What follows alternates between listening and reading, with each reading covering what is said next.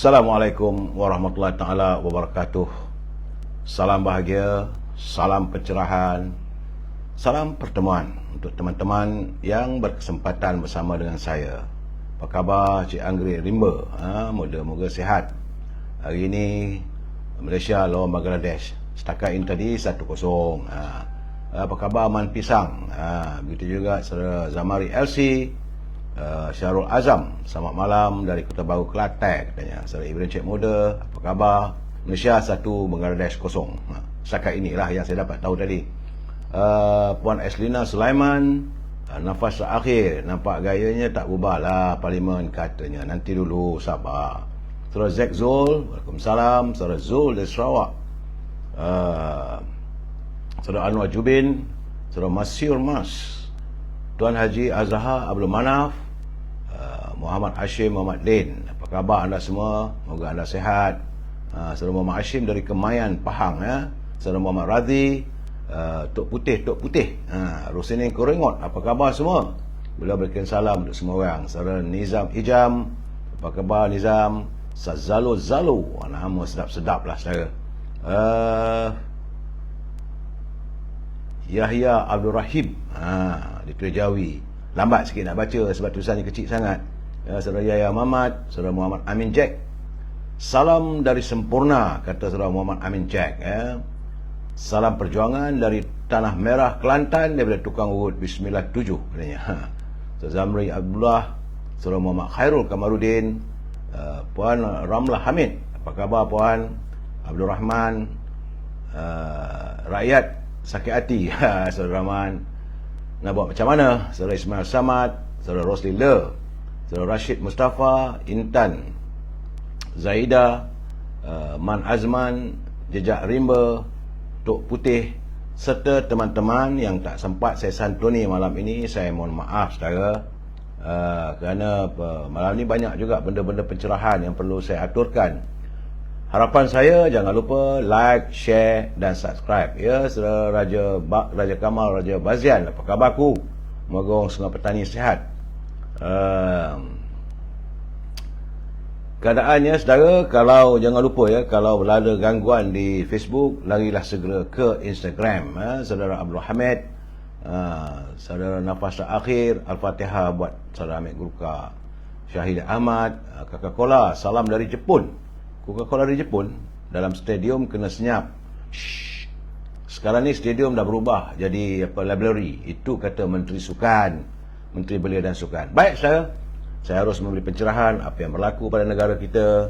Hari ini adalah hari Selasa 14 Jun, yang merupakan hari yang ke-816 COVID menyerang negara kita ya. Saudara Yaumun Warasa, Saudara Abdul Manap, Saudara Tuan Haji Azhar, Bangla, skor 1. Katanya, saya pun tak tahu. Berilah laporan, boleh saya wawarkan saudara. Dan dari laporan yang saya terima, kedudukan COVID-nya tiba-tiba hari ini, laporan semalam meningkat ya, bukan sikit. Kerana kemarin 1571 dan 1 kematian. Tapi semalam naik kepada 2092. Masih lagi belum usai lah nampak gayanya. Sukar untuk kita memutuskan jaringan COVID-19. Kerana jumlah sudah meningkat pada 4,528 orang. 4,528,390 warga kita yang terkumpul, yang telah dijangkiti. Ikut semalam punya laporan, 4,468,191 berjaya disembuhkan. Kita mengharapkan selebihnya yang masih mendapat rawatan, jangan lupa agar warga di Kementerian Kesihatan cuba-cubalah berusaha menyembuhkan warga kita. Saudara BK, saudara Puan Kasum, Awang Yusof, daripada Tanah Merah, saudara Awang Yusof. Saudara, dari laporan yang saya dapat, peningkatan di 7 buah negeri dan susut di 9 negeri. Selangor mendadak naiknya daripada 714 kepada 1,251 warga Selangor yang dijangkiti oleh virus corona semalam ya. Puan Aminah Jaafar, Don Semerah Padi, SB Hakim Jaafar, Ali Muhammad, Saudara Syarul Azam, saudara Asyak dari Kuantan, ini yang di Instagram. Dan wilayah Persekutuan juga ada peningkatan 262. Di Selangor 1251 sangat tinggi. Pulau Pinang walaupun ada susut tetapi angkanya di atas 100, iaitu 105. Lain-lain negeri meskipun ada peningkatan tapi masih bertahan di bawah angka 100. Kita berdoa agar segeralah dipulihkan dan segeralah kita putuskan jaringan COVID-19, ya. Saudara Azli, Saudara Hazrul, Saudara Hazrul ID, Coca-Cola Projek Adik-Beradik, PM Basis Nafas, apa cerita? Sekejap lagi. Aisyah, Saudara Rubidin, apa khabar Bi? Osman, Saudara Mak Izhar.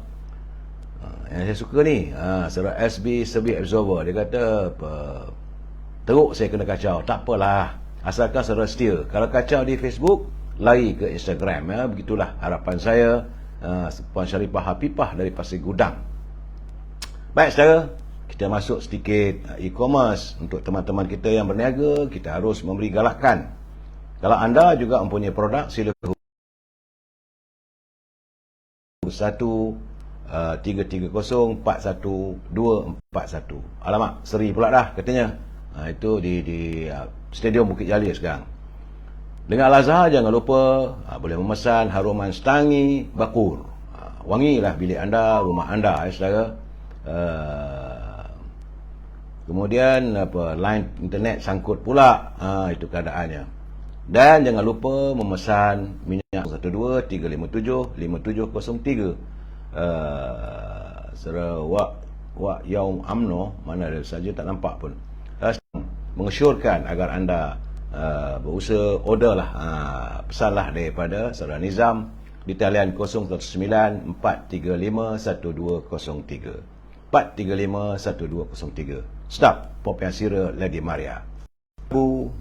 Wan Zainuddin, ya, Saudara Cik Yusof, Asri Yusof, Hamidah Mansur alias Ahmad. Ya saudara.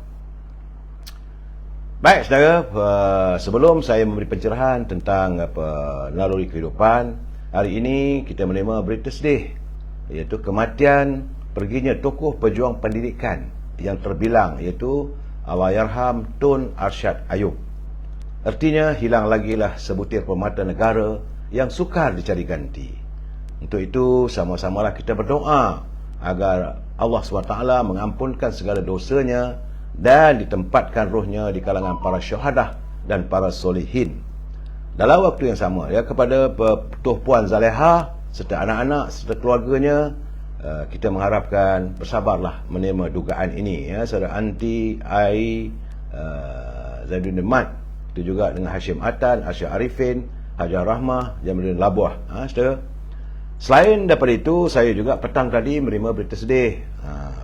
Kembalinya sahabat kita, penghibur kita, Allahyarham Hamid Gurka, yang menemui menghembus nafas terakhir di Hospital Tengku Ampar Rahimah. Dan kita berdoa agar keluarganya juga tabah menerima menghadapi dugaan ini, saudara. Ya, memanglah gitu keadaannya, saudara. Usia-usia mas begitu, sampai waktunya kembalilah kita ke tempat asalnya. Kita juga akan mengikutnya. Jadi saya mohon saudara, kita sedekahkan Al-Fatihah untuk kedua-dua roh Allahyarham, moga ditempatkan di kalangan orang-orang yang dikasihi. Al-Fatihah. A'udzubillahi minasyaitonirrajim. Bismillahirrahmanirrahim. Alhamdulillahirabbil alamin arrahmanirrahim maliki yaumiddin. Iyyaka na'budu wa iyyaka nasta'in. Ihdinas siratal mustaqim. Siratal ladzina an'amta 'alaihim ghairil maghdubi 'alaihim. Amin, amin, amin ya rabbal alamin. Saya, bagaimana yang saya katakan, hidup ini pertunangannya adalah kematian. Bersabarlah kita semua, ya saudara. Baik saudara, kita masuk dalam naluri kehidupan. Bagi kita yang masih hidup ini, kita harus memahami bahawa sebagai hamba Allah, kita dididik oleh Allah bahawa segala sesuatu yang datang itu adalah daripada Allah. Dan kita sebagai hambanya perlulah menerima dengan rela. Kita tidak punya hak untuk menolak atau mengelak. Kerana firman Allah SWT maksudnya, tidak ada suatu bencana pun yang menimpa di bumi dan pada dirimu sendiri, melainkan telah tertulis dalam kitab sebelum kami menciptakannya. Sesungguhnya yang demikian itu mudah bagi Allah. Jadi saudara, janganlah hati kita tergantung pada sebab-sebab menjadikan musibah itu, tapi kita lihat pada musabbabil asbab. Musabbabil asbab itu penyebab segala-segalanya. Yakni selagi hati kita masih fokus kepada sebab-sebab, maka selagi itulah kita akan menyalahkan diri ataupun menyalahkan orang lain, ataupun menyalahkan situasi maupun kondisi, suasana dan sebagainya. Sedangkan semua itu adalah dugaan dan anugerah ilahi. Ingat saudara, saat kita melahirkan kesalahan, saat itulah syaitan akan mencelah dengan ayat-ayat putus asa dan kekecewaan seumpamanya. Yang ini akan membuatkan kita rasa kecewa, patah hati dan sedih. Apabila ditakdirkan sesuatu yang negatif berlaku, saudara, terimalah. Kita tidak ada pilihan lain. Kita tidak dapat mengawal arah kehidupan kita, tapi kita mampu mengawal kemudi iman kita. Cepat-cepat saudara tukar yang negatif kepada yang positif dengan berkata, tentu ada hikmahnya.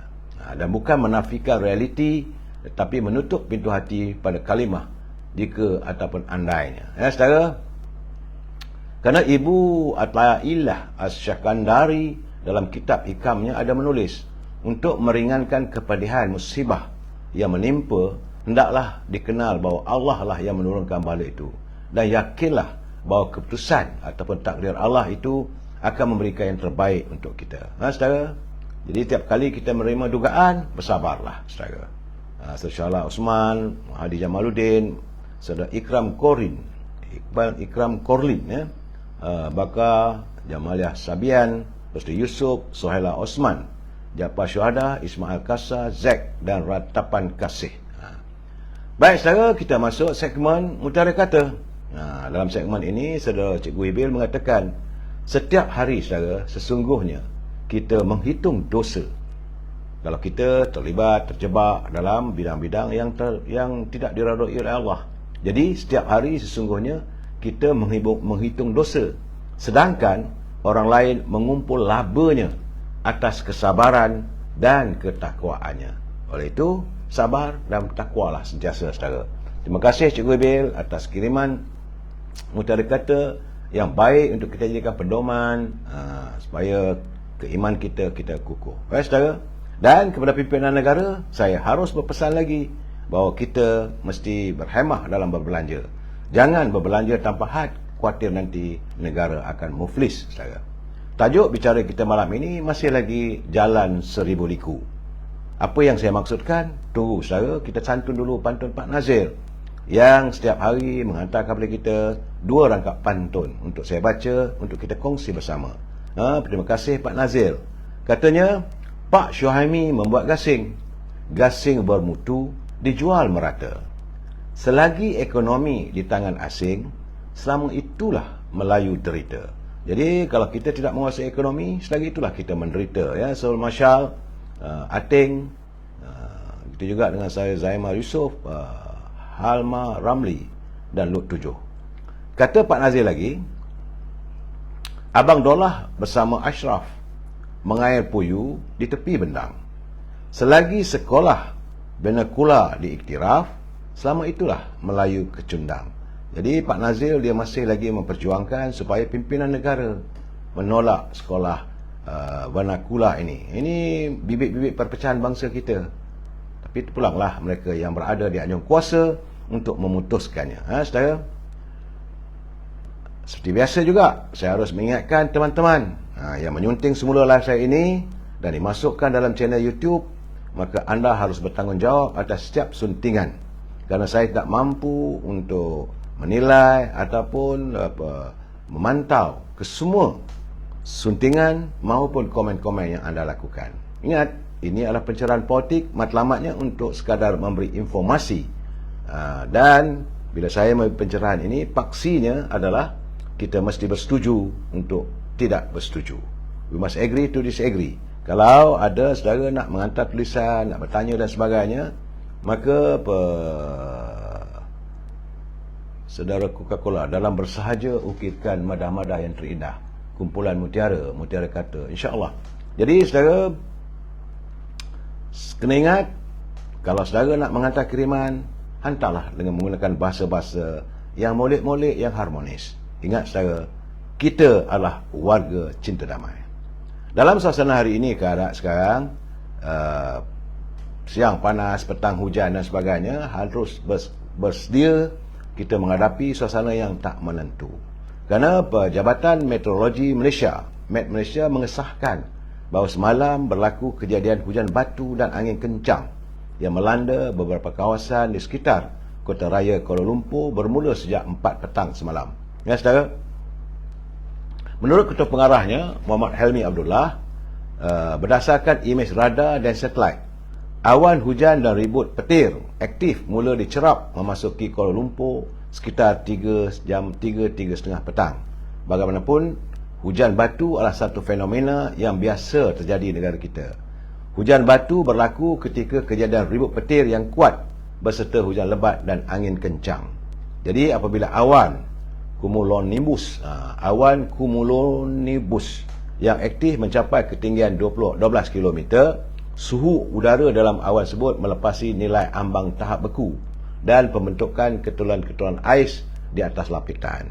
Ais yang terbentuk dalam awan turun bersama-sama hujan sebagai ketulan ais yang tidak sempat mencair sebelum sampai ke tanah. Itu menurut kata pegawai daripada Jabatan Meteorologi negara saya.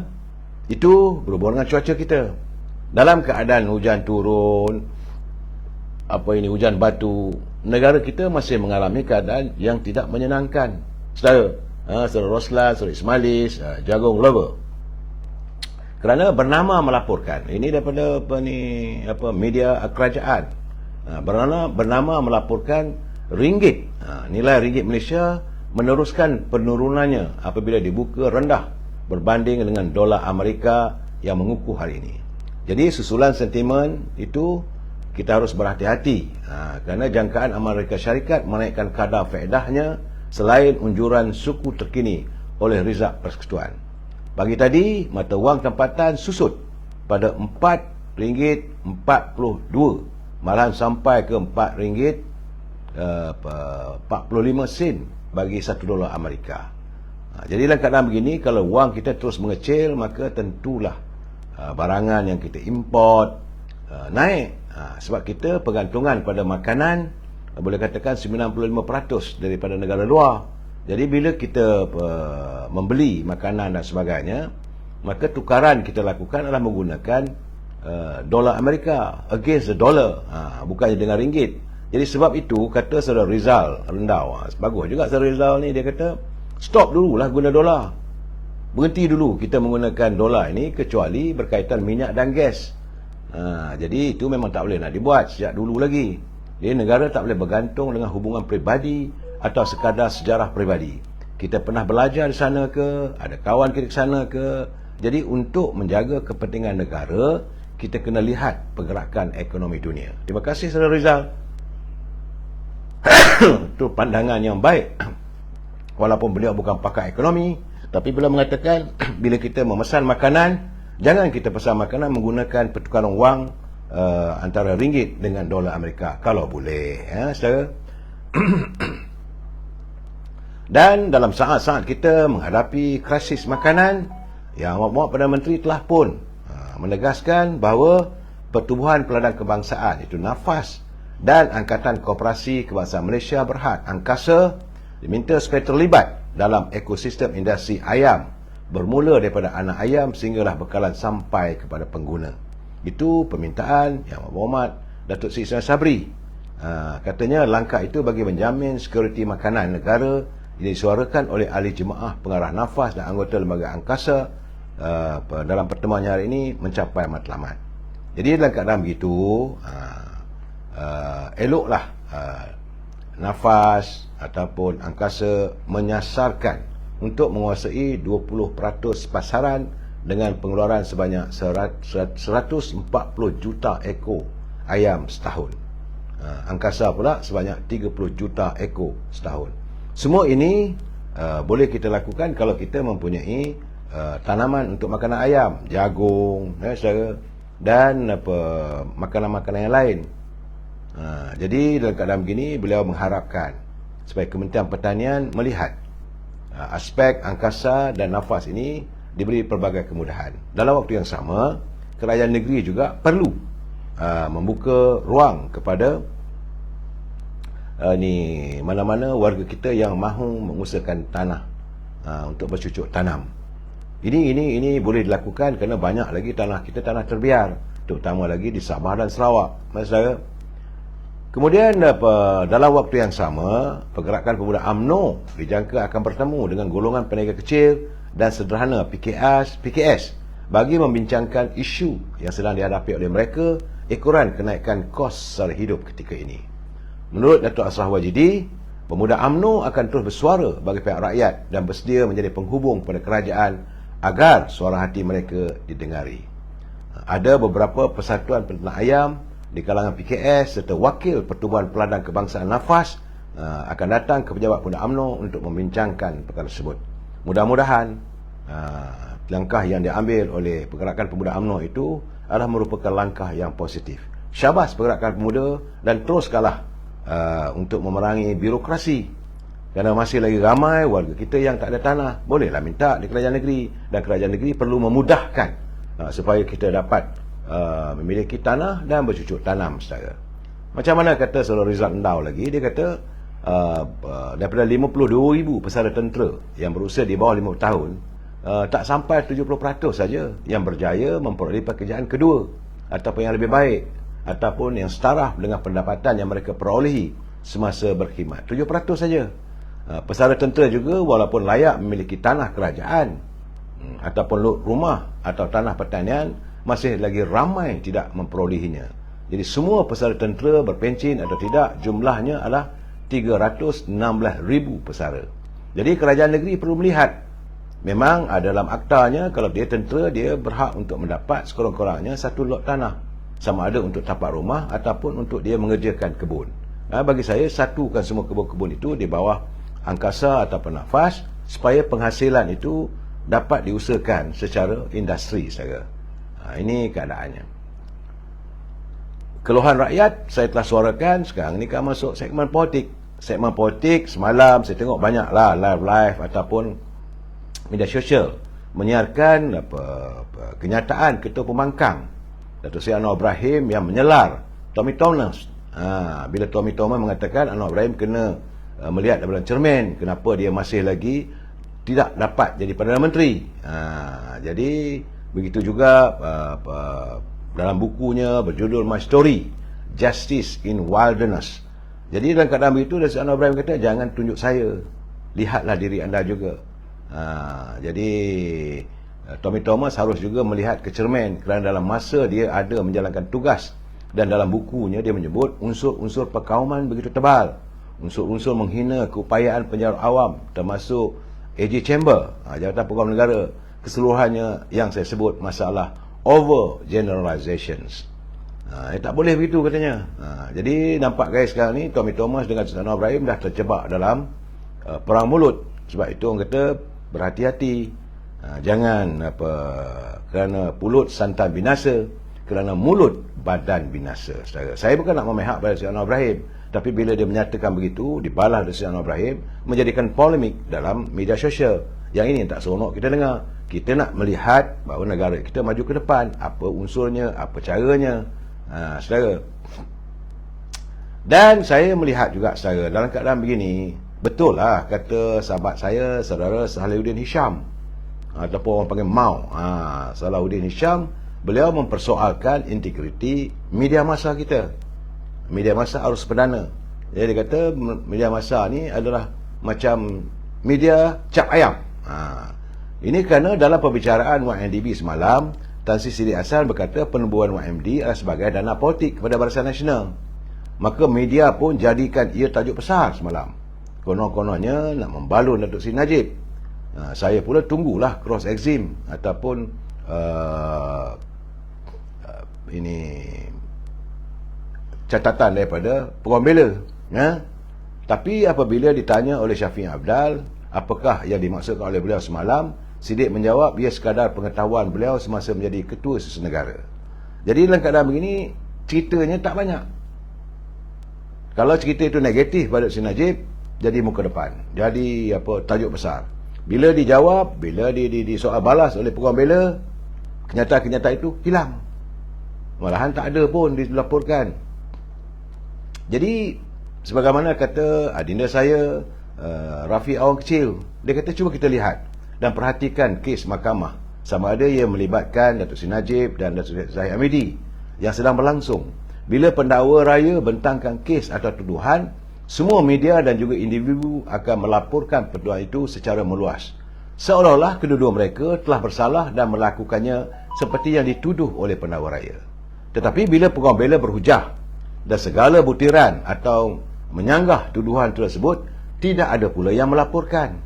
Nampak sangat ketidakadilan laporan dalam kes melibatkan mereka ini. Media dan kita jadi berat sebelah. Jadi kita hanya nak dengar sebelah pihak ajalah. Sebab itu kita merasakan dalam keadaan begini, keadilan itu perlu ditegakkan. Saudara, dan saya juga membaca menurut catatan daripada media sosial MyTV. Dia kata pendedahan menggemparkan mengaitkan Datuk Muhammad Nazlan Ghazali dan Gopal Siram memang mengejutkan seluruh negara. Tapi desas-desus sudah mula tersebar bahawa konspirator kes SRC dan 1MDB sudah mula saling tunding-menunding bagi mengelakkan diri mereka dari diheret ke mahkamah. Kerana kertas siasatan SPRM terhadap Nazlan sudah dihantar ke Pejabat Peguam Negara. Namun sehingga hari ini masih tiada kabar berita. Ada yang berpendapat siasatan terhadap Nazlan akan disimpan dalam Pejabat Peguam Negara sama seperti siasatan terhadap Zeti dan Taufik Aiman. Itu keadaannya. Saudara,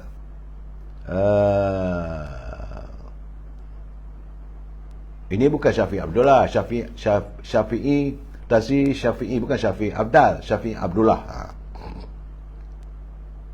Jadi konspirator sebenarnya yang mendalangi kes berpower tinggi ini tidak menyenangi pendedahan dilakukan oleh Raja Petra dan dikatakan menyusun strategi bagi mengalih perhatian rakyat. Dalam arti kata lain, mereka cuba untuk menyelamatkan tengkuk masing-masing. Sebab itu ada bantahan dan sebagainya. Tetapi menurut mantan Menteri Hak Ehwal Undang-Undang, dia dulu pernah jadi Menteri Jabatan Perdana Menteri yang menjaga Hak Ehwal Undang-Undang, iaitu Datuk Zaid Ibrahim.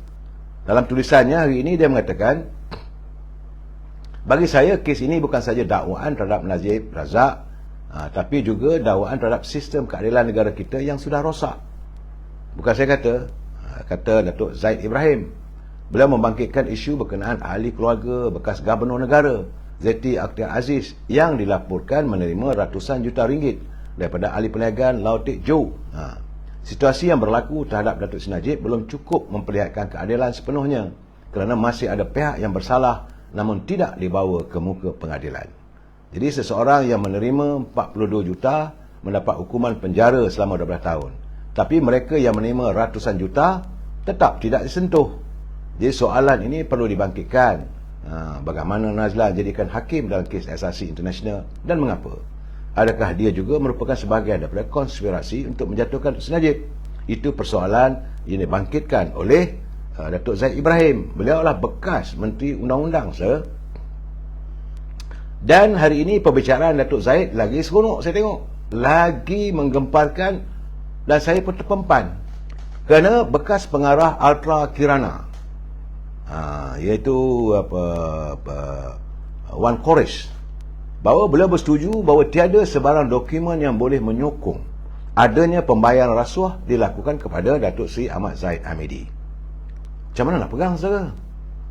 Di mahkamah masih ada bukti, masih ada bayaran, cek number. Ini tidak ada. Jadi sebab itu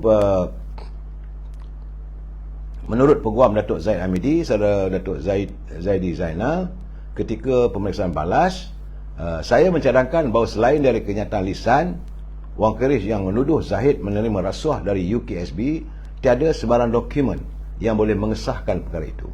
Dan ia dipersetujui oleh Wang Keris.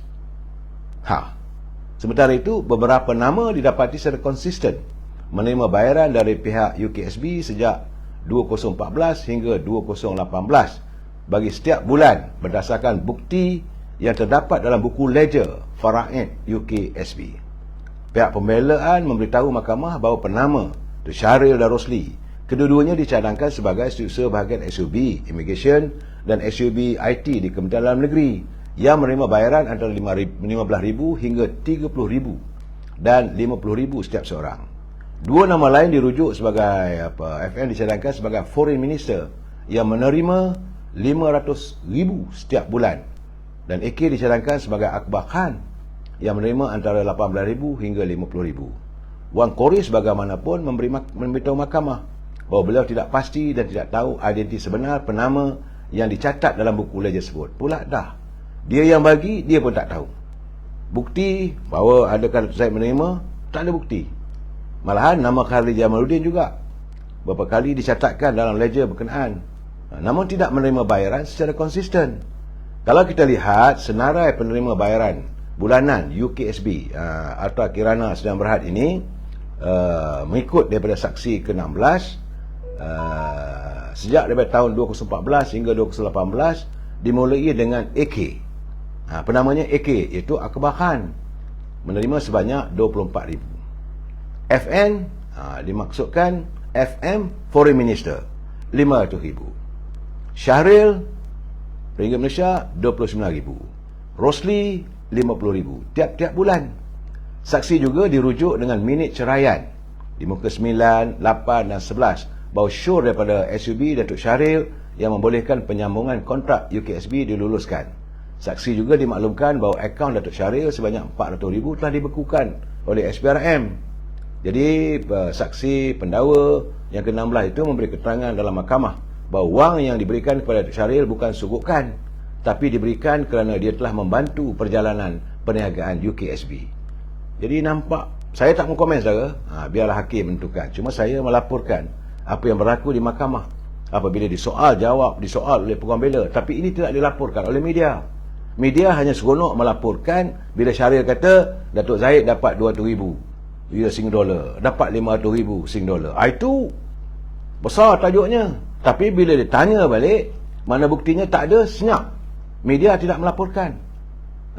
Malahan saksi juga bersetuju bahawa keterangan yang beliau bagi dalam mahkamah hari ini tidak disokong oleh mana-mana keterangan dokumentari. Tak ada dokumen, melainkan hanya sekadar keterangan lisan semata-mata. Beliau mengaku bahawa beliau telah dipanggil untuk memberi keterangan di pejabat SPRM lebih 10 kali. Walaupun beliau tidak bersetuju dengan cadangan peguam bela, oleh kerana takut dituduh di mahkamah, maka beliau sedia bekerjasama dengan pihak pendakwa raya. Jadi keterangan saksi ini juga pada banyak masa dan ketika tidak konsisten. Itu kata yang menghantar kiriman pada saya.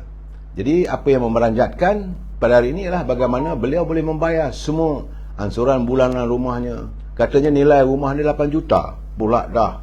Ya, bila masuk ke mahkamah, maka terbongkarlah segala-galanya. Saya tidak mahu mengulas lebih lanjut, saudara, tapi itulah yang berlaku di mahkamah sekarang. Kata bagi duit kat Datuk Zahid, tapi tidak ada bukti yang bertulis. Boleh cakaplah besok pergi ke mahkamah, saya ada memberi wang kepada Datuk Zahid sebanyak 3 juta. Dari mana? Syarikat mana? Syarikat saya begini. Syarikat saya cuma untung setahun 300,000. Itu gambarannya. Terpulanglah saudara.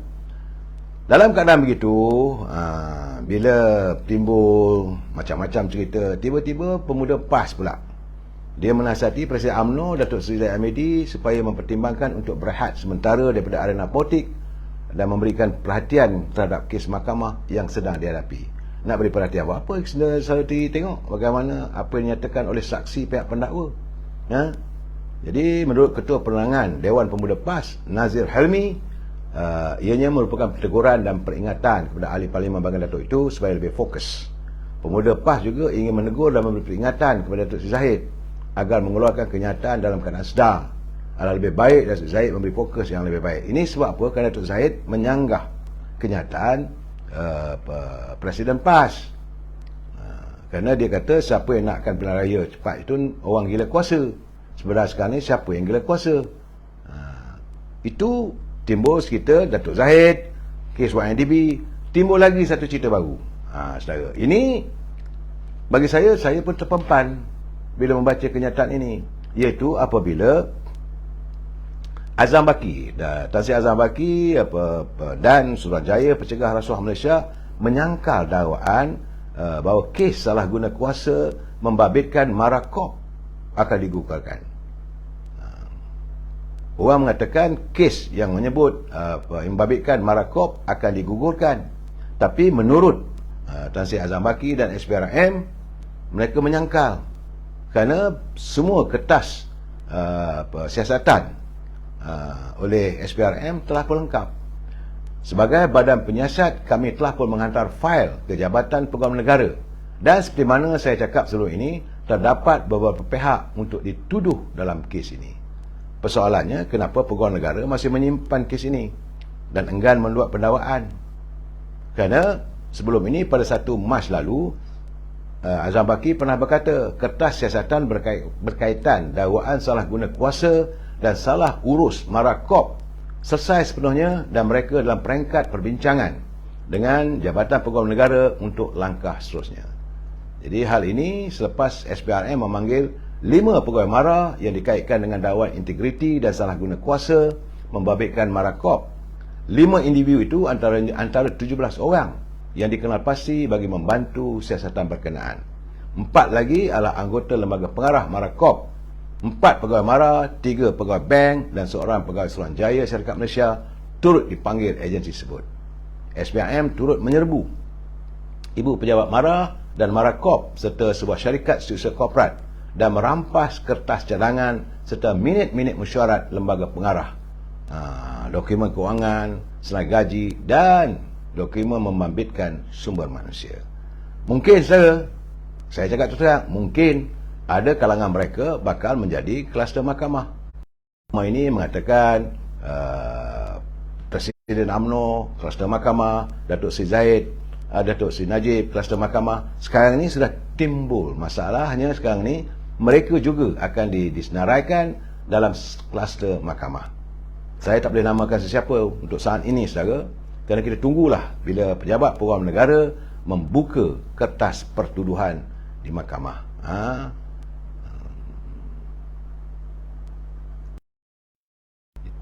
Aduhai. Sekarang ni saya melihat, macam saya kata semalam, lain cerita tak ada. Parti Bersatu lain tak ada, hasratnya agar Presiden jadi Perdana Menteri. Sebab itu Datuk Seri Shafie Afdal telah pun membuka rahsia. Dia betul terang, boleh saudara lihat dalam media sosial, YouTube dan sebagainya. Dia kata bahawa Tan Sri Muhyiddin pernah berhubung dengan dia 2 bulan lalu, mengatakan dia mendapat nombor yang cukup untuk menyokong beliau kembali menjadi Perdana Menteri. Keadaan ini dijelaskan oleh Datuk Shafie Afdal.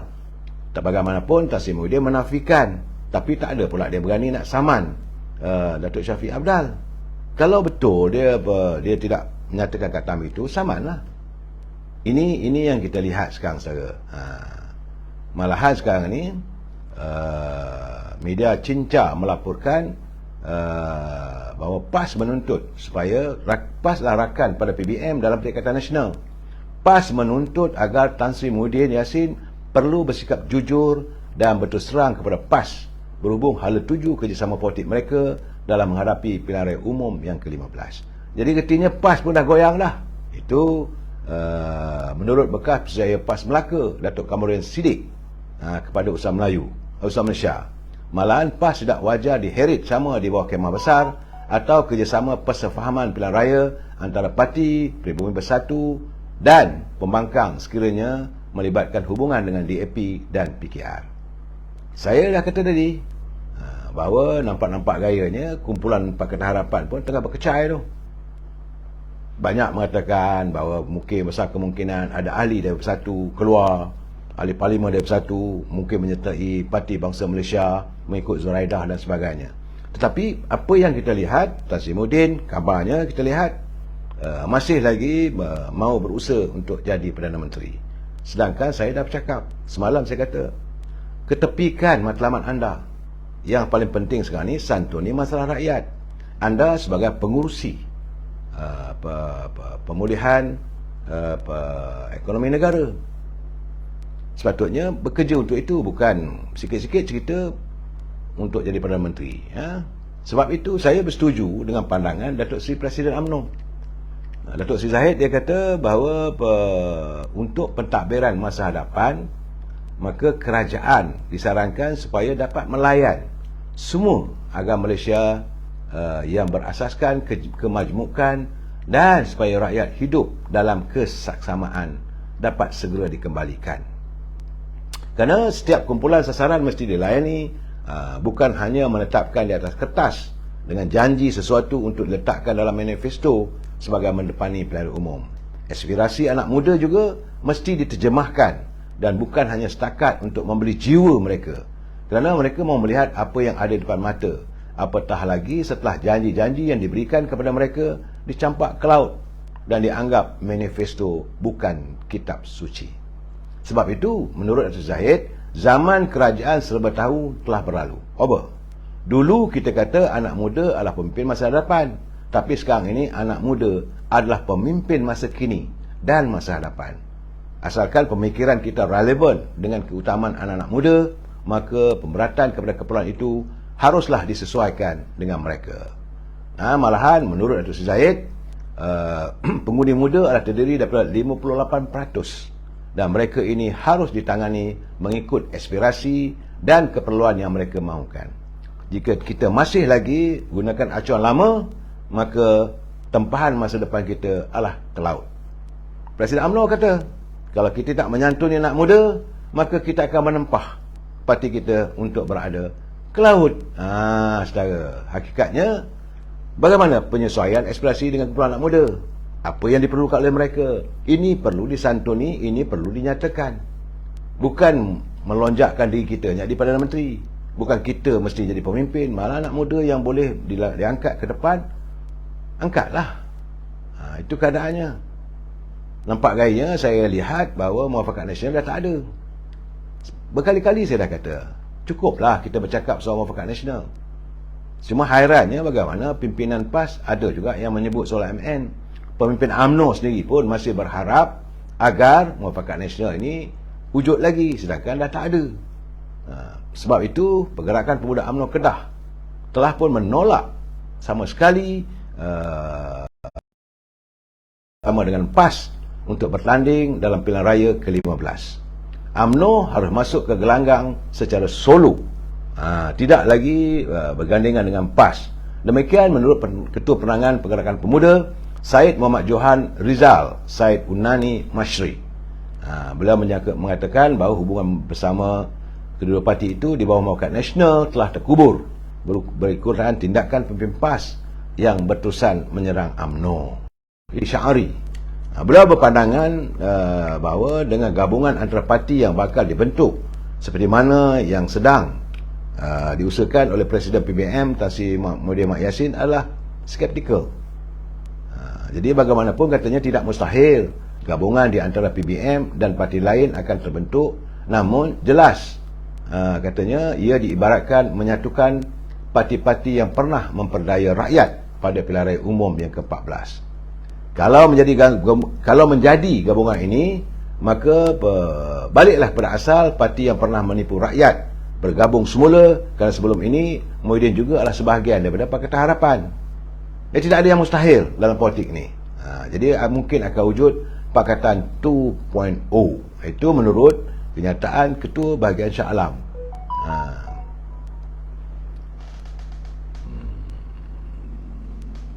Padan muka PAS nak ikut sangat abakau. Bagi saya tidak mahu memadankan muka dan sebagainya, saudara. Apa yang saya nyatakan ini adalah penjelasan, pencerahan supaya anda faham. Pertama, Muafakat Nasional dah tak ada. Pemuda UMNO Kedah telah pun menyatakan bahawa UMNO kali ini masuk secara solo online, saudara. Tak ada lagi nak mengarahkan orang itu, orang ini, ya, saudara. Kerajaan Negeri Kedah misalnya, ya, di bawah Perikatan Nasional ditajuk oleh PAS memiliki 23 daripada 36 kerusi Dewan Undangan Negeri. Jadi kalau 23 daripada 36 artinya 13 dikuasai oleh pembangkang, dan gabungan Perikatan Nasional ada 23. Itu sebagian besar dimiliki oleh PAS. PAS cuma ada 15 kursi, diikuti Bersatu ada 6 dan UMNO ada 2. Pakatan Harapan pula memiliki 11 kursi, iaitu PKR 5, Amanah 4 dan DAP 2. manakala 2 lagi dimiliki oleh Parti Pejuang. Jadi kalau saudara lihat dari kursi kedudukan sekarang ni, PAS tak boleh nak cakap besar. Kerana Pakatan Harapan, kerusi PKR ada 5, Amanah 4, DAP ada 2. Kalaulah UMNO dapat menarik dalam 5-6 kursi je lagi, maka PAS akan tumbang. Sebab itu Menteri Besar Kedah janganlah cakap besar. Jangan terus terang merasakan anda lah abang besar yang mau menyantuni, anda lah ada sebagai ini, apa dia kata, sebagai apa ke dia kata. So dia punya kenyataan tu, dia kata king player. Itu tak jadi begitu saja, tak dapat jadi abang besar dah. Jadi sebab itu kata rakyat, kata Datuk Azhari, mereka nak bergabung semula, tak mustahil. Itu keadaannya. Dan saya mengharapkan agar seruan yang dilontarkan oleh pengerusi Pertubuhan Melayu Pulau Pinang, iaitu Tan Sri Muhammad Yusof Latif, supaya ahli-ahli UMNO bersatu. Cukup-cukuplah kita berbalah. Jadi keadaan begini. Saya ingin menarik perhatian saya tentang satu kenyataan yang wajar untuk kita lihat, iaitu kenyataan ataupun pesan yang ditinggalkan oleh Allahyarham Profesor Diraja Engku Abdul Aziz kepada warga bangsa Melayu. Dalam portal Malay Post yang saya baca, tulisan berhubung pemikiran Allahyarham Profesor Diraja Engku Aziz ada meninggalkan pesan, katanya, untuk menjadi seorang Melayu unggul atau yang terbilang, seseorang perlu mempunyai prinsip dan hala tuju dalam hidup, dan berteraskan kepada apa yang pernah dilukirkan oleh Sabah. Allahyarham Sabah kata, kalau ada keyakinan diri, semua boleh dicapai. Sebab itu UMNO kena ada keyakinan diri. Bila kita ada keyakinan diri, kita boleh menang. Masalah utama yang membelenggu Melayu hari ini, terutamanya golongan remaja, ialah kekurangan jati diri yang mampu membentuk orang Melayu lebih hebat dari sekarang. Itu kata Pak Engku, Allahyarham Pak Engku. Menurutnya lagi, pendidikan mampu membentuk jati diri anak Melayu. Mereka harus didedahkan dengan tokoh-tokoh Melayu yang hebat dalam sejarah, yang mampu membawa kesan positif. Model untuk orang Melayu bangkit daripada lena sudah tersemat sejak pada zaman sejarah lagi. Sebagai contoh, katanya Hang Tuah ada menyarankan sifat-sifat positif pada batang tubuh Hang Tuah. Wajar dijadikan contoh. Saudara, saya seronok juga bahawa bila Pak Engku mencoretkan, dia kata rajin bekerja, rajin bercakap, itu bagus. Jadi beliau mahukan Melayu itu mesti rajin bekerja, rajin bercakap, itu bagus. Tapi rajin bekerja, malas bercakap, nanti orang Melayu kena buli. Malas bekerja, rajin bercakap, dia malas bekerja tapi rajin bercakap, itu macam orang Cina. Kata Pak Engku, saudara, malas kerja, malas bercakap, langsung tak guna. Malas bekerja, suka mengadu domba semua, itu lalat hijau, langau. Malas bekerja tapi suka ponting, orang macam ini kita harus berhati-hati. Malas bekerja, suka termenung, lebih baik mati. Itu kata Pak Engku. Sekarang ni, saudara, kita sebenarnya menghadapi masalah macam tadi, bila Yang Amat Berhormat Perdana Menteri menganjurkan supaya Nafas dan Angkasa memelihara ayam terlibat dalam sekuriti makanan. Ini tentulah melibatkan tanah-tanah Melayu. Dan dalam keadaan begini, saya ingin menarik perhatian kepada pimpinan negara, kerana di bawah perkara 13 dalam kurungan 1, ini Perlembagaan Persekutuan, saudara, ada menyatakan tiada seorang pun boleh diluluskan hartanya kecuali mengikut undang-undang. Kalau mereka mengambil atau membeli tanah rezerv Melayu tidak mengikut undang-undang, maka kerajaan boleh ambil balik tanah itu secara paksa dan membayar balik pampasan dengan harga yang dia beli. Kalau tak ambil terang-terang, gunakan penama orang Melayu. Ini sedang berlaku. Ini sebabnya kita, sebab banyak berlaku sekarang ni, warga asing menggunakan nama orang Melayu untuk membeli tanah, guna bagi duit pada mereka. Dah beli, maka tanah itu milik mereka. Jadi sedangkan kita ada hukum kanun tanah negara. Tapi bagaimana boleh terjadi proksi ini? Sudah pasti ada jawapannya. Keadaan sebenar, kita sebenarnya sekarang hari ini, saudara, bercakap soal tanah ini, kita seolah-olah bagai telur di ujung tanduk. Hari ini apa berlaku di Janda Baik, ada juga isu tanah dibangkitkan. Begitu juga di sungai baru, di Kampung Baru, Kuala Lumpur, masih lagi permasalahan tanah orang Melayu. Jadi masalah saya melihat kenapa tanah orang Melayu ni mudah untuk orang meniaga ataupun kaki tangan, pejabat kerajaan ambil gitu saja. Tapi tidak berlaku pada tanah bukan Melayu. Sedar saudara, satu ketika dulu apabila kerajaan negeri Melaka mau membangunkan tanah di Bukit Cina, sampai hari ini tak selesai. Bukan besar mana pun negeri Melaka tu, bukan ramai mana pun dia orang, tapi tak selesai. Tapi tanah Melayu, milik orang Melayu, reserve Melayu, mudah diambil. Lihat sendiri apa berlaku di Kelantan, apa berlaku di Terengganu, apa berlaku di Pahang, apa berlaku di Perak, apa berlaku di Selangor. Tanah-tanah milik orang Melayu ni mudah jatuh ke tangan orang lain. Di mana silapnya? Suhaila Osman, Bangladesh, Malaysia 3, Bangladesh 1. Alhamdulillah, hebat. Jadi kalau kita dah menang bola, sepatutnya kita harus menang balik. Mana tanah-tanah reserve Melayu perlu diambil semula. Pimpinan harus berani. Malahan saya melihat kadang-kadang ada tanah itu yang leaseholdnya ataupun dia punya pajakan mungkin 90 tahun dah habis pun ada. Sebagian besarnya ada tanah-tanah yang tinggal 5-6 tahun lagi. Jangan diperbarui. Artinya tanah-tanah ini perlu diambil. Saudara Suhaila reply tu Cik Putih, dia kata UMNO dah hilang jati diri. Jadi dia kata UMNO kayu jadi kot. Jangan kata UMNO, pimpinan. Saya mahu koreksi.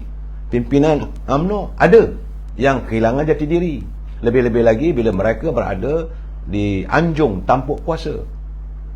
Mereka berada sebagai menteri, jadi sebagai menteri besar, jadi esko kerajaan, menteri-menteri dalam kabinet, mudah mereka terjebak dan dilembutkan dengan wang ringgit. Ini yang menjahanamkan bangsa kita. Saya buat kajian sejak dari dulu lagi. Tapi ini cuba disembunyikan dengan berlindungkan macam-macam lah. Konon-kononnya smart partnership lah, ini privatization lah. Sedangkan orang lain mengutip bala. Orang lain mengutip laba, bangsa Melayu menanti bala. Saya melihat keadaan ini saudara. Banyak projek-projek yang dibangunkan bukan atas nama mereka, atas nama orang Melayu. Jadi pemimpin pula ni tak mau siasat. Oleh kerana dia kawan pemimpin tertentu. Dia kawan kita, maka luluskanlah. Ini masalah, sepatutnya perlu disiasat. Hantar orang pergi ke pendaftar pertubuhan syarikat, dilihat syarikat ABC nak minta tanah untuk pembangunan, nak buat projek perumahan. Kerana sebenarnya saudara, dalam akta tanah lombong bekas lombong-lombong, tasik-tasik tak boleh bagi pada orang lain. Itulah tanah reserve Melayu juga. Begitu juga dengan gunung-gunung, bukit-bukit saudara.